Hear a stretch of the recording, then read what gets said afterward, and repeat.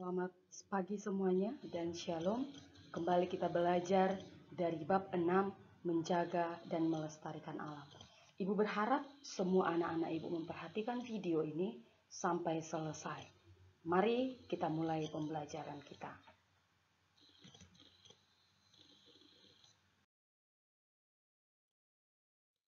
Kita masuk bagian yang pertama, yaitu kerusakan alam. Penyebab kerusakan alam disebabkan manusia, betul. Karena manusia adalah yang langsung berhubungan dengan alam. Contoh kecil anak-anak ibu, buang sampah sembarangan. Itu adalah salah satu hal perbuatan yang merusak alam. Kita itu wajib membuang sampah pada tempatnya. Jangan seperti yang ada gambar di sini. Semuanya bertaburan. Nah, ketika hal ini ada, mungkin kita bisa berpikir dampaknya ini menjadi apa? Mungkin banjir dan membuat lingkungan jadi jorok, aroma yang tidak sedap. Nah ini, hari esoknya itu apa maksudnya? Itu bukan besok, tapi untuk penerus generasi yang ada di dunia ini. Nah, jadi salah satu penyebab kerusakan alam bisa kita perhatikan memang manusia. Nah, ketika kita ingin merawat alam ini, maka kita sama-sama menikmati keindahan alam ini. Selanjutnya, oleh karena itu orang yang percaya pada Tuhan hendaknya menjaga benar. Inilah perbedaan kita. Inilah perbedaan kita yang menghargai karya ciptaan Tuhan. Kita akan hendaknya menjaga dan melestarikan alam yang telah dianugerahkan. Apakah kita tidak bersyukur Tuhan berikan begitu indah ciptaan ini? Itulah sebagai tindakan orang-orang yang mengasihi Tuhan. Orang-orang yang percaya kepada Tuhan akan menjaga dan melestarikan alam ini. Ketika seluruh alam semesta diciptakan Tuhan, yang menjadi bertanggung jawab dalam dunia ini untuk melestarikan dan menjaga adalah menjadi tanggung jawab manusia. Hal inilah yang perlu anak-anak buktikan melalui kebersihan yang anak-anak ibu jaga dalam lingkungan rumah. Buanglah sampah pada tempatnya seperti yang ada gambar pada tempat ini. Jangan si kakak sudah menyapu rumah atau si adik menyapu rumah atau si abang menyapu rumah. Bagianmu adalah hanya mengotori saja. Itu jangan. Ketika anak-anak ibu melakukan itu, berarti itu adalah hal yang tidak termasuk sebagai orang-orang yang mencerminkan mengasihi Tuhan. Tapi bertanggung jawablah untuk menjaga dan melestarikan. Terutama dalam lingkungan kehidupanmu. Selanjutnya kita perhatikan, Allah berkarya sejak manusia diciptakan terbukti. Yang pertama, ketika manusia jatuh dalam dosa, Allah tetap berkarya. Nah, kita bisa melihat buktinya. Manusia tetap masih ada sampai sekarang. Yang kedua, sejak manusia keluar dari tanah Mesir, Allah tetap berkarya. Itu banyak hal yang Tuhan nyatakan dalam kehidupan mereka, dalam perjalanan.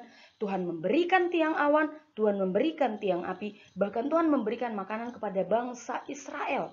Dan oleh karena itu, manusia tidak perlu khawatir akan kebutuhan karena Allah yang memelihara kita. Nah, tapi apa yang Tuhan kehendaki? Yang Tuhan kehendaki adalah dari kita, berjalanlah sesuai kehendaknya. Yang pertama dalam materi ini apa? Kita menjaga dan melestarikan alam ini. Mari kita berjalan, mari kita melakukan. Nah, apa beberapa bukti Allah mengasihi kita melalui ciptaan yang Tuhan anugerahkan kepada kita? Kita lihat selanjutnya. Bagian C.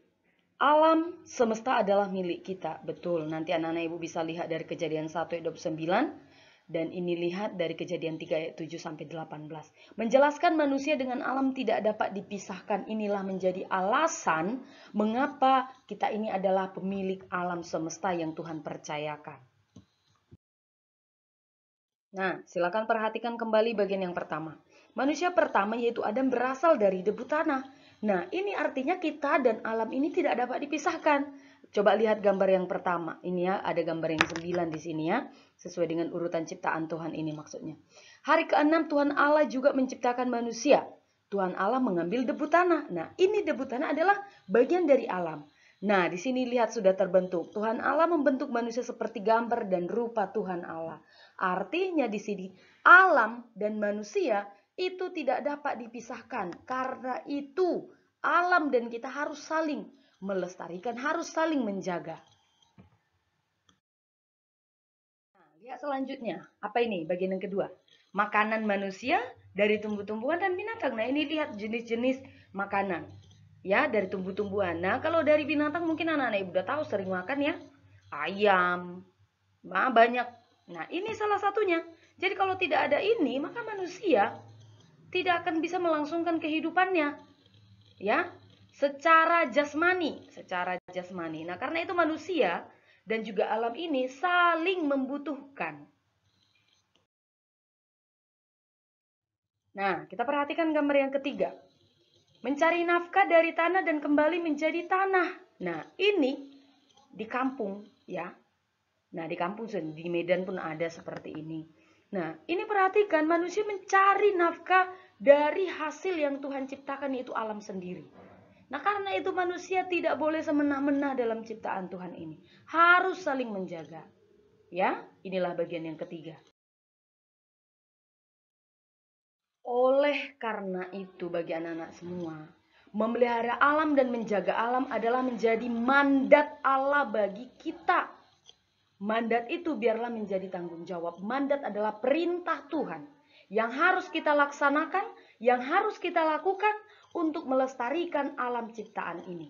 Nah, jadi karena itu bagi seluruh anak-anak ibu melalui pembelajaran dari bab 6 ini, biarlah memiliki ketergerakan hati seperti yang ada gambar, kita sama-sama menjaga alam ciptaan Tuhan dengan merawat mulai dari lingkunganmu. Nah, ini menjadi hal yang penting yang harus kita lakukan sebagai anak-anak ciptaan Tuhan. Ya, sekarang perhatikan evaluasi dalam buku BOS halaman 44 bagian C. Ini ya, bagian C. Nah, isilah, jawablah pertanyaan yang ada dua. Ya, bagian yang kedua seluruhnya. Oke? Di buku BOS bagi halaman 44 bagian C. Nah, demikian pembelajaran kita dari bab 6 ini. Besar harapan ibu bagi seluruh anak-anak ibu mampu melakukan, menjaga, dan melestarikan alam yang sudah Tuhan percayakan kepada kita. Terima kasih ibu mengucapkan karena seluruh anak-anak ibu telah memperhatikan video pembelajaran untuk kelas 7. Tuhan Yesus memberkati. Salam sehat.